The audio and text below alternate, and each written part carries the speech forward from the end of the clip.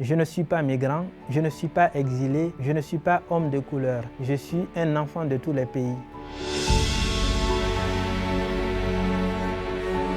Bonjour, je me nomme Falmarès, j'ai 22 ans, je suis poète et auteur de plusieurs recueils de poèmes.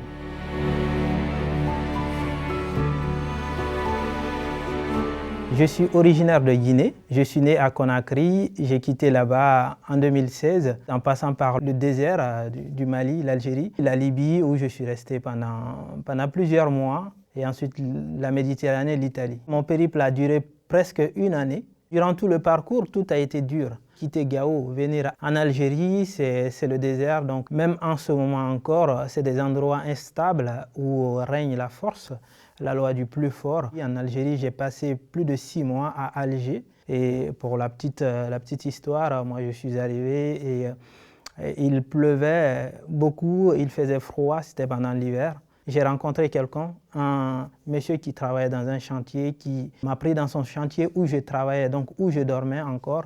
J'étais à la fois aide-maçon et je faisais tous les petits boulots. Et donc c'était dans les conditions dures.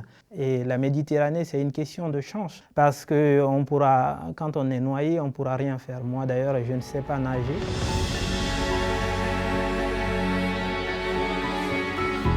J'étais beaucoup traumatisé en quelque sorte par tout ce que j'ai vécu durant mon parcours et tout ce qui s'est passé d'ailleurs même en Guinée, la mort de maman, que j'ai vu ça comme la plus grande injustice de ma vie. En Italie, je n'arrivais pas à dormir. Le désir de la lecture m'a poussé à écrire et j'écrivais et je me lisais, ça m'aidait à m'endormir.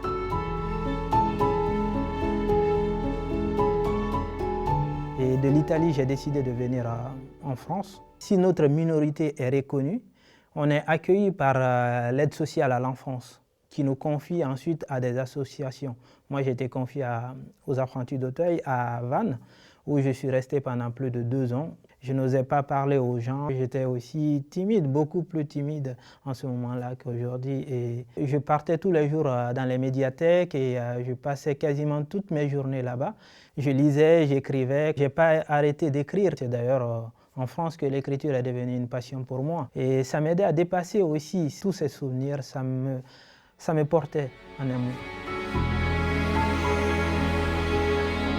J'ai eu la chance de participer, d'être invité d'ailleurs à la fête de la musique. C'est au cours de cet événement que j'ai découvert Joël et Armel Mandar qui font partie des éditions Les Mandarines, qui le lendemain de cet événement m'ont proposé à publier mes premiers poèmes. Donc c'était une joie indéfinissable, c'était tout à fait inimaginable. Ce que j'écris dans mes poèmes, je pense sincèrement, si on peut le dire en un mot, c'est la vie d'un enfant qui est entre plusieurs vies, entre son pays natal et son pays d'accueil. La thématique souvent abordée d'une manière générale, c'est l'exil. Pour un jeune qui arrive ici, mineur ou pas, ou même majeur, c'est tout à fait un parcours difficile, un parcours, disons, extraordinaire, d'être régularisé, de s'insérer, s'adapter à la culture et à la langue. Dans ce catalogue d'un exilé, j'essaie de dire aussi il ne faut pas se soucier de ça, il ne faut pas aussi abîmer sa santé mentale, psychologiquement, il faut aller aussi vers les choses simples, ne pas limiter sa vie à ça parce que tout simplement, la vie d'un exilé, c'est aussi la vie d'une personne et la vie d'une personne, qu'elle soit exilée ou pas, c'est une vie.